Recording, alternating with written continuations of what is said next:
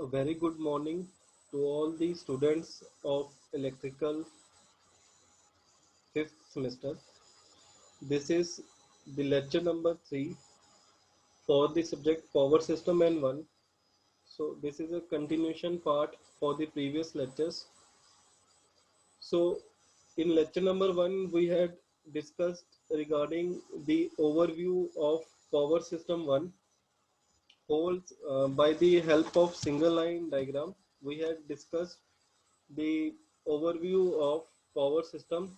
So from that lecture number 1 we gather the knowledge regarding the what are the various major elements in a power system. So we can easily conclude by lecture number 1 that generators, transformers, transmission lines and bus bars. So these are the four major elements in a power system. So in the day 2 we had started with the distribution system. So the last part of the power system is known as distribution part. So power is generated through generators, transmitted through transmission lines and reach to the consumer terminal through the distribution system. So in the lecture number 2 we had discussed regarding what do you mean by the distribution system. So classify the distribution system. So before classification of distribution system, we need to understand that distribution system is comprises of three things: feeders, distributors, service mains. We had discussed in detail in the lecture number 2.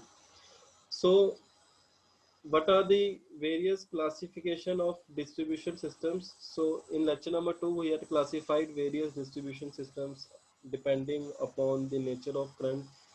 We can say that uh, if AC source is available we can distinguish it as AC distribution system. If DC source is available we can say it as DC distribution system. So nature of connection, nature of construction. The second category is nature of construction. It is a overhead construction or underground construction. The third is the type of connection, whether it is ring connection, radial connection or mesh connection. So these all are the classification of distribution system. So in today's topic, we had started with the AC distribution system. Yesterday we had discussed regarding the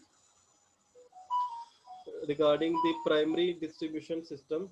So in today's topic, we will discuss regarding the secondary distribution system. So for explaining the secondary distribution system, I had drawn the figure number 2 for this. So this is a three-phase, three-wire connection and delta to star connection is shown for the distribution transformer used for converting 11 kV to 0.4 kilovolt. So for this particular connection, we had used a step-down transformer connected in delta to star connection. So this is a three-phase, three-wire 11 kilovolt converted into a three-phase wire, four wire. The fourth wire, this is the neutral wire connected. So we can say that this is first phase, second phase, third phase, and the neutral wire. So depending on the nature of load, example we had take example of house number 1, house number 2, house number 3. So depending upon the nature of load, whether it is a light load or heavy load, we can connect house number 1 to phase B and neutral, house number 2 to again phase and neutral, house number 3 to again phase and neutral. Since in the majority of the houses, 95% of the equipments are the single phase equipments. So for the single phase supply, we generally take out two wires which the one is connected across this phase and the other is connected across the neutral. Somehow, in some cases, if there are three phase loads also, we can connect our wires across the three phase 1, 2, 3 and taken a neutral from this side. So three phase loads can also be supplied from this connection scheme if there is a three phase machine installed at inside the premises. So this is all regarding the secondary distribution system. The secondary distribution system is somehow different from the primary distribution system. In primary distribution system, we had studied that the big consumers like factory, offices are taken the supply directly from three phase, three wire. So they have installed their own transformers, they have their own small substations installed within the premises. So they are taking their own single phase supply by connecting that three phase into a four wire system by connecting transformer in it. So this is all regarding the connection schemes for primary distribution system as well as secondary distribution system. So again we are continuing our journey with the DC distribution.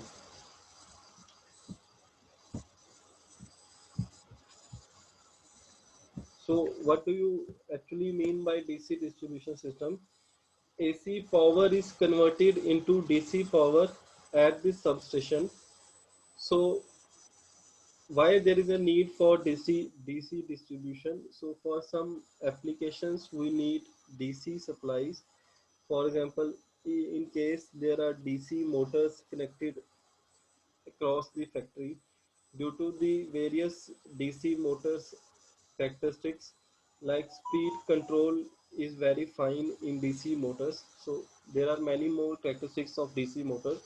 So we may use DC supply for running our DC machines. So DC supply is generally ACs. As we know that we all are working on AC supply. So at the substation, we have to convert AC supply to DC supply. So DC supply is basically converted by converting machinery, example mercury arc rectifier, rotary converters and motor generator sets. From that we can get our DC supply in our premises. So the DC supply at the substation are in the form of two wire or the three wire for distribution may be used. DC supply used, it can be a two wire supply or it can be a three wire supply. जरूरी नहीं है कि DC power हमारी generally हमारे DC power हमारी generally machines को ही चलाने के काम आती है. डीसी पावर हमें बैटरी को चार्ज करने में भी काम आती हैं. तो जहाँ पे बैटरीज इंस्टॉल्ड हैं, जहाँ पे एसी पावर नहीं है, तो हमें अगर बैटरीज को चार्ज करना है, there also we need DC supply. So DC supply can be gathered from mercury arc, rotary and motor generator sets. So when it came in the supply purposes, so we can supply the DC power in the two forms, two wire DC supply or three wire DC supply for the DC distribution. So how two wire or three wire DC supply can be used, that will be discussed in the proceeding lectures. Thank you guys.